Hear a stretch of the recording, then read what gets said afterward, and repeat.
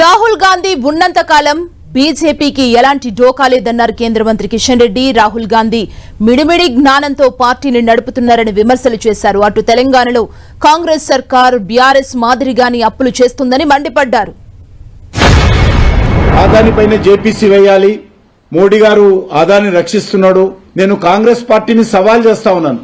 అది రేవంత్ రెడ్డి గాని రాహుల్ గాంధీ గాని ఏ ప్రాతిపాదికన ఆదానిపైన చర్యలు తీసుకోవాలో ఏదైనా ఒక్క సాక్ష్యం చూపించాల్సిందిగా కోరుతా ఉన్నాను. రాహుల్ గాంధీ కాంగ్రెస్ పార్టీకి నాయకుడు ఉన్నన్ని రోజులు కాంగ్రెస్ పార్టీని ఎవరు రక్షించలేరు. ఏ ప్రజలు కూడా కాంగ్రెస్ పార్టీకి అండగా ఉండరు. ఏ మాత్రం ఇన్ని సంవత్సరాలైనా రాజకీయాలకు వచ్చి రాహుల్ గాంధీ ఏ మాత్రం అవగాహన లేకుండా మిడిమిడి జ్ఞానంతో ఈరోజు రాహుల్ గాంధీ వ్యవహరిస్తా ఉన్నాడు. రేవంత్ రెడ్డి, కేసీఆర్ బొమ్మ బొరుసు లాంటి పార్టీలు, బొమ్మ బొరుసు లాంటి వ్యక్తులు, దొందే. ఈ రెండు పార్టీల పాలనకు తేడా లేదు.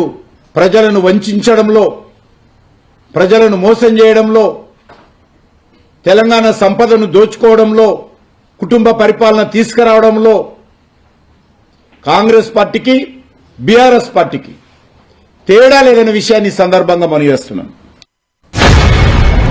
అల్లు అర్జున్ అరెస్ట్ చేద్దామా, దాని మీద ఒక సెన్సేషనల్ క్రియేట్ చేద్దామా, హైడ్రా తీసుకొచ్చి ఇల్లు కూలగొడదామా, మూసి సుందరీకరణ పేరుతో పేదల ఇళ్లలో పేదల కొంపలు కూలుస్తామా, దానితో ఈరోజు సంవత్సరం పాటు కాలం గడిపాడు. ఫోన్ ట్యాపింగ్ ఏమైంది? కాళేశ్వరం మీద సిబిఐ అడిగారు కదా మీరు ప్రతిపక్షంలో ఉన్నప్పుడు. ఈరోజు సిబిఐకి అంగీకరిస్తారా? ఫోన్ ట్యాపింగ్ ఏమైపోయింది?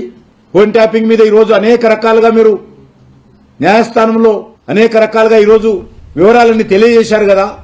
దానిపైన సమగ్ర దర్యాప్తుకి ఎందుకు ఆదేశించడం లేదు? విద్యుత్ కొనుగోళ్ల మీద ఏమైపోయింది?